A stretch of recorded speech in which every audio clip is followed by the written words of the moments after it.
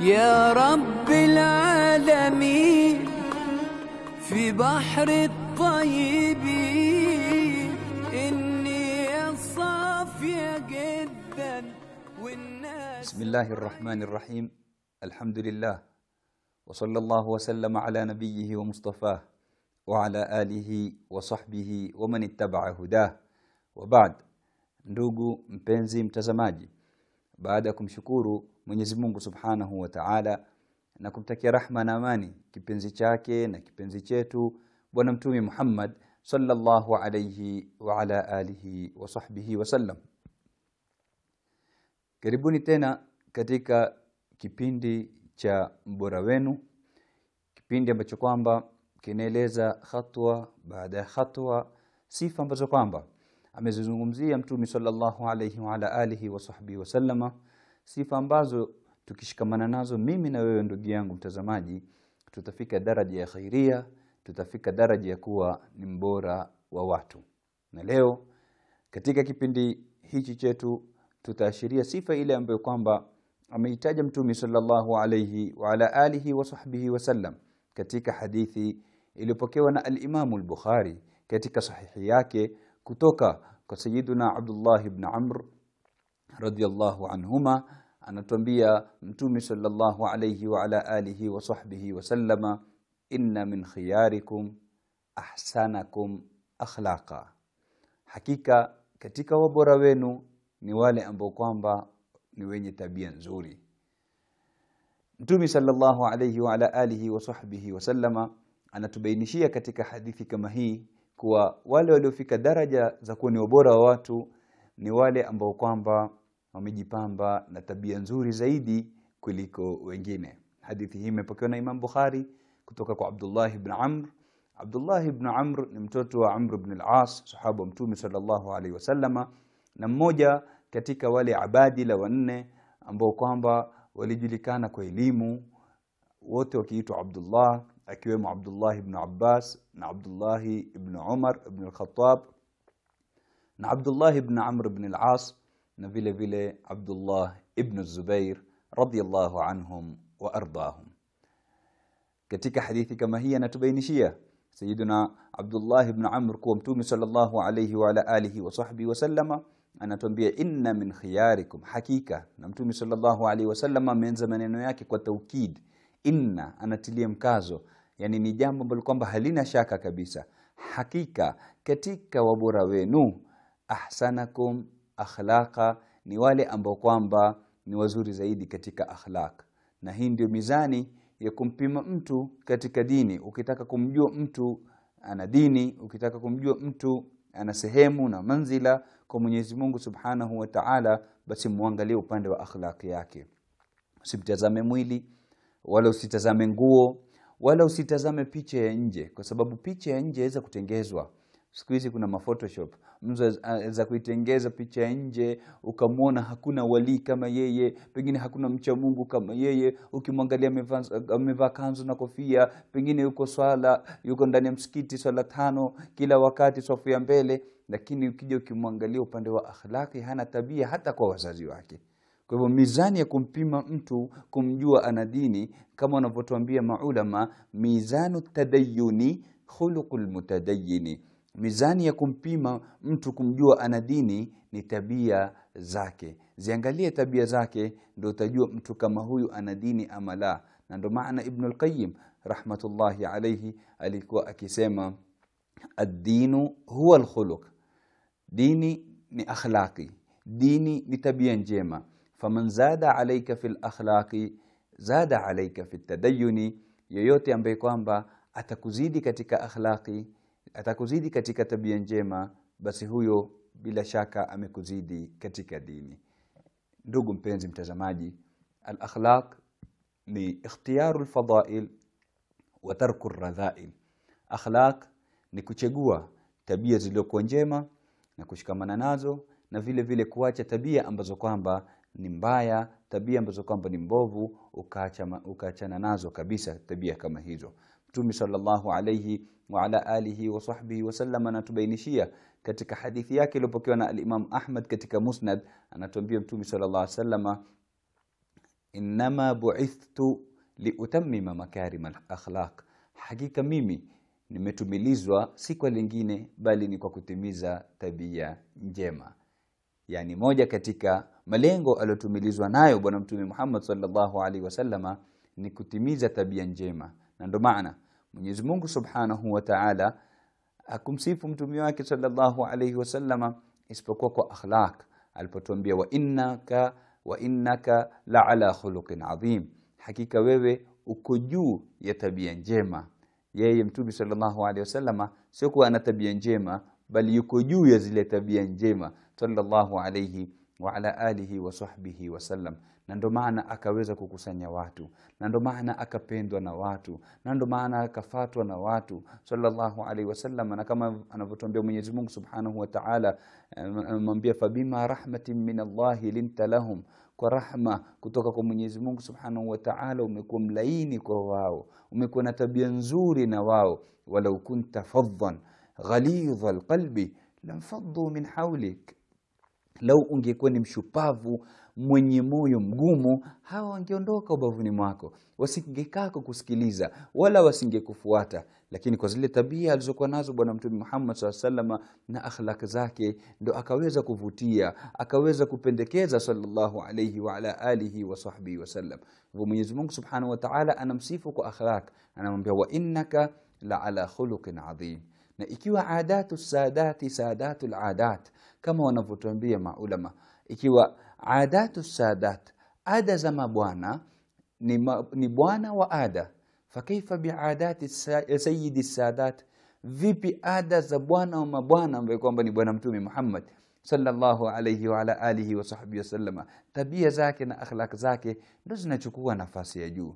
Kwa hivyo ad-dinu huwa al-khuluq, dini ni tabia, akhlaqi imechukua nafasi kubwa kabisa katika dini. Na ambaye kwamba atafuatilia hadithi za bwana Mtume Muhammad sallallahu alayhi wa ala alihi wa sahbihi wasallama bila ya takrar, bila ya kukaririka zile hadithi, kwa sababu hadithi ni nyingi, na unaweza kupata hadithi moja imepokewa katika sahihi ya Imam al-Bukhari, ukapata hadithi hiyo hiyo pengine iko kwa sahihi ya Imam Muslim, hadithi hiyo iko katika Jami' ya Imam at-Tirmidhi, iko katika Sunan ya Abi Daud, iko katika Mu'jam ya Imam Tabarani, iko katika Tabakat Ibn Sa'd. Yani unaweza kupata hadithi moja iko katika vitabu 10, 20 ama 30 ya vitabu, katika vitabu vya hadithi. Na mara nyingine unaweza kupata hadithi moja hiyo hiyo imekaririka katika kitabu kimoja. Kwa mfano ukapata katika sahihi ya Imam al-Bukhari hadithi moja imetajwa mara 5. Kwa hivyo tunazungumzia hadithi bila ya kukaririka. Zipo idadi ya 1060 hadithi za bwana Mtume Muhammad sallallahu alayhi wa ala alihi wa sahbihi wasallam. Katika hadithi 1060, hadithi 1055 zinazungumzia akhlaq, zinazungumzia tabia. Kisha 5 zilizobaki ndo zinazungumzia mengine yalobaki yote. 5 zilizobaki ndo kunazungumziwa habari za umma waliotangulia. 5 zilizobaki ndo kuzungumziwa alama za kiyama. 5 zilizobaki ndo kuzungumziwa akhera. 5 zilizobaki ndo kuzungumziwa ahkamu za kifikihi na zinginezo. Yani mengine yote yako katika hadithi 1005. Lakini hadithi 1055 zinazungumzia akhlaqi na tabia. Hii idadi ni kubwa sana, na percentage sio ya kawaida, ni kutuonesha uzito wa akhlaqi, uzito wa tabia katika dini ya Kiislamu. Kwa hivyo al-akhlaq ama ad-dinu huwa al-khuluq, dini ni akhlaqi. Ukitaka kufika daraja ya bora wenu, jipambe na akhlaqi njema, jipambe na tabia zilizokuwa nzuri. Na maulama wamegawanya ibada katika sehemu mbili. Wanasema kuna ibadat sha'airia na ibadat ta'amulia. Kuna ibadat sha'airia. Ibadat sha'airia ni hizi ambazo kwamba tumezizoea za swala, funga, saumu hii na zaka na haji, hizi zinaitwa ibadat sha'iriyah.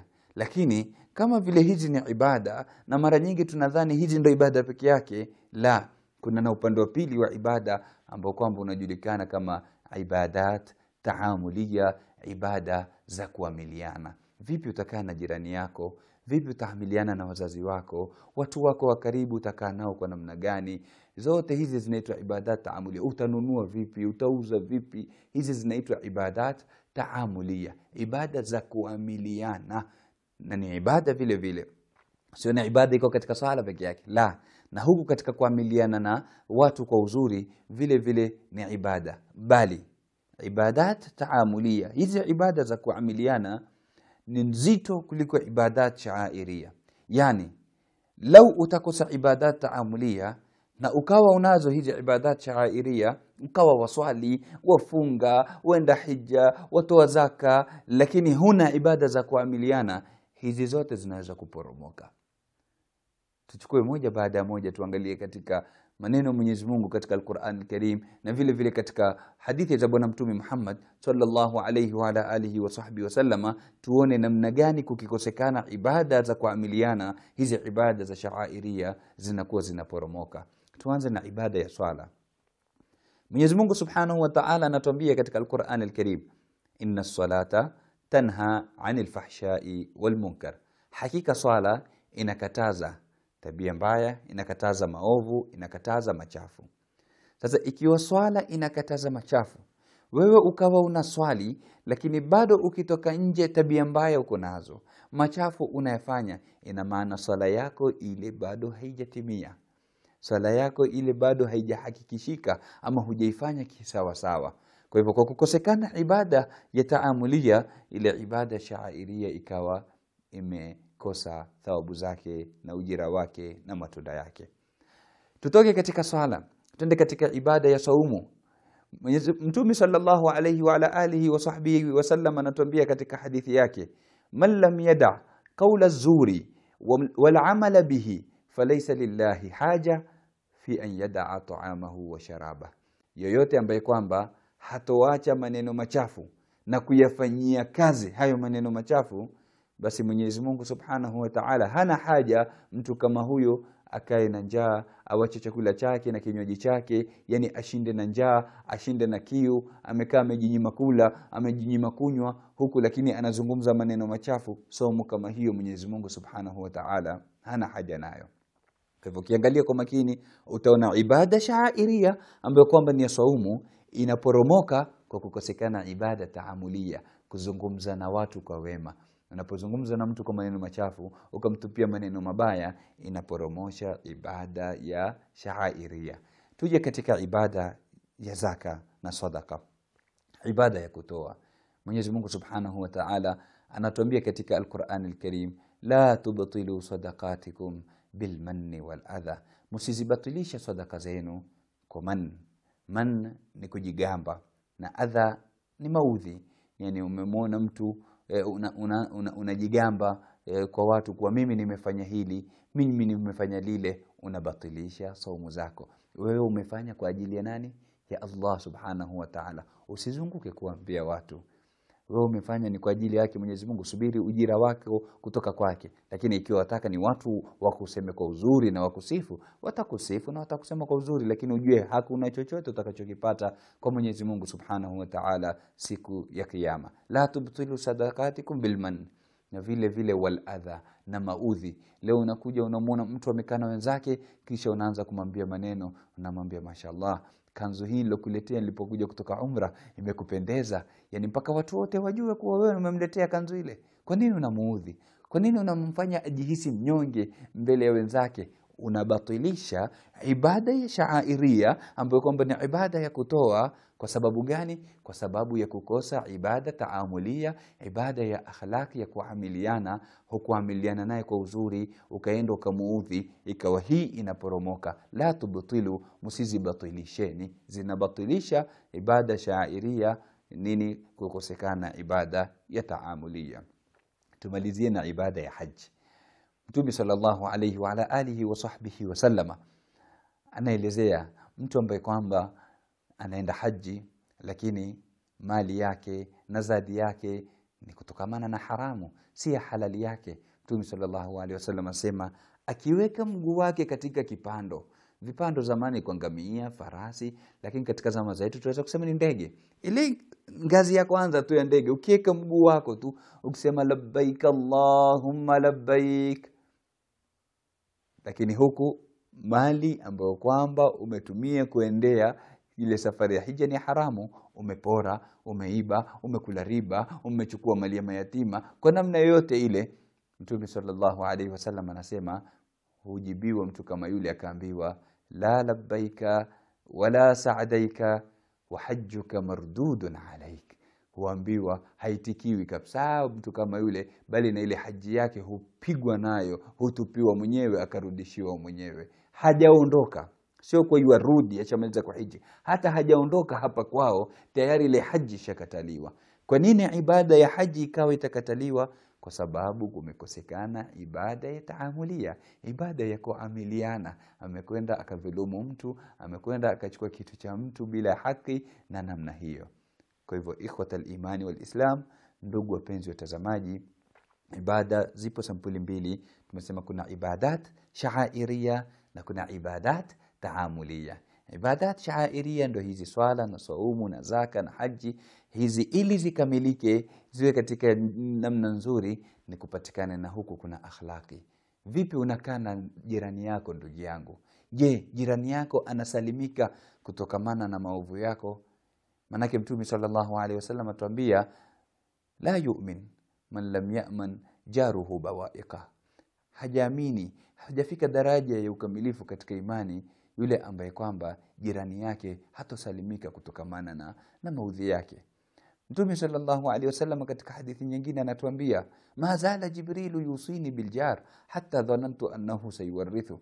Jibril hakuacha kunihusia jirani mpaka nikadhani atamrithisha, yani nikadhani mimi nikifa atakuwa ni mmoja katika wanaonirithi. Mtume sallallahu alaihi wasallam anahusia kwa wingi kukaa na majirani kwa uzuri. Vipi mimi na wewe tutakaa nao kwa uzuri ama tunawaudhi? Mara tushainua sauti ya juu ya tepu ama ya TV, pengine wenyewe kuna mgonjwa kwao ama mtu amelala, umemuudhi, unatoka unakosa ibada ya taamulia. Mwangalie yule mwanamke wa Kianswar, mmoja katika wanawake ambao kwamba walijipamba na ibada hizi za sha'airia katika wanawake wa Kianswari. Mtume sallallahu alayhi wa ala alihi wa sahbihi wasallam analetewa habari kuwa mwanamke kama huyu amefariki, amekwenda mbele za haki. Lakini masahaba waliomletea Mtume sallallahu alayhi wasallam habari kama hiyo walimsifu sana yule mwanamke kwa Mtume, wakamwambia kanat sawama qawama ya Rasulullah. Mwanamke huyu alikuwa akifunga sana, mwanamke huyu alikuwa akisimama sana kufanya ibada na kuswali usiku. Yani ibadati hizi za shairia, kufunga, kutoa, sijui kuswali nini, alikuwa akizifanya kwa wingi. Angalia, qawama, sawama, yani akizifanya kwa wingi sana. Wakamsifia Mtume sallallahu alaihi wasallam, lakini mwisho akasema illa annaha kanat tu'dhi jiranaha. Rasulullah, lakini alikuwa na tabia moja tu, alikuwa kimudhi jirani yake.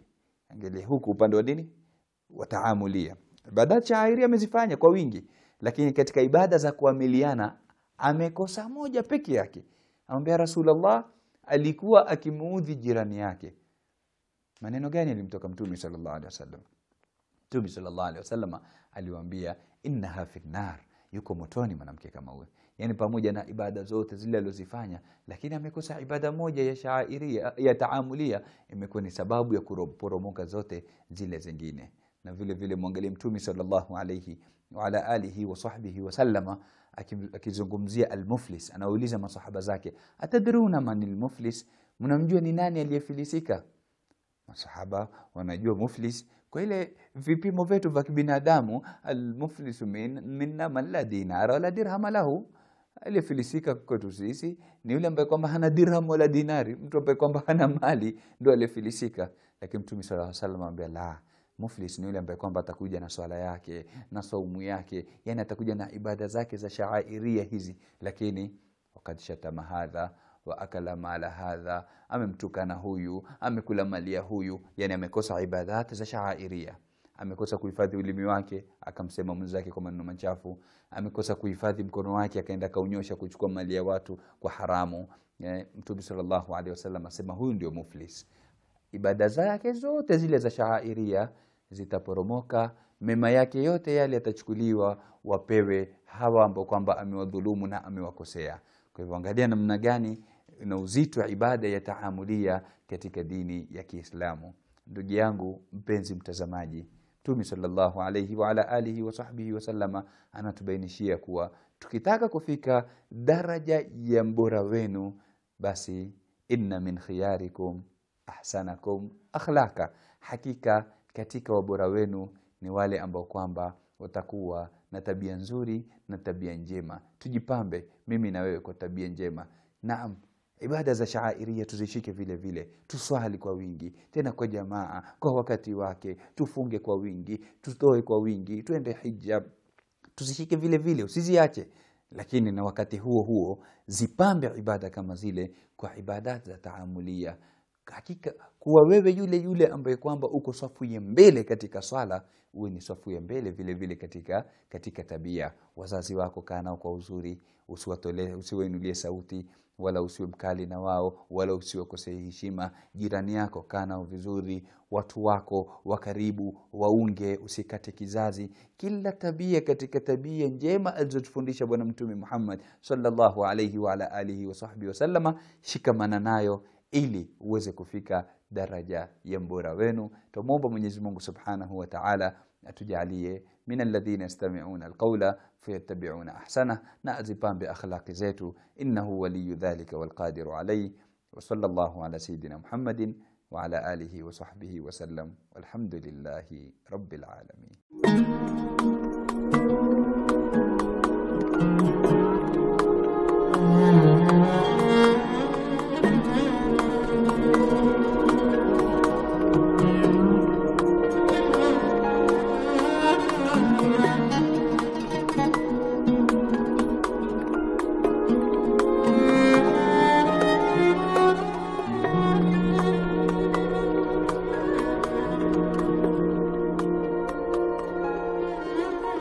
يا رب العالمين في بحر الطيبين، النية صافية جدا والناس قريبين.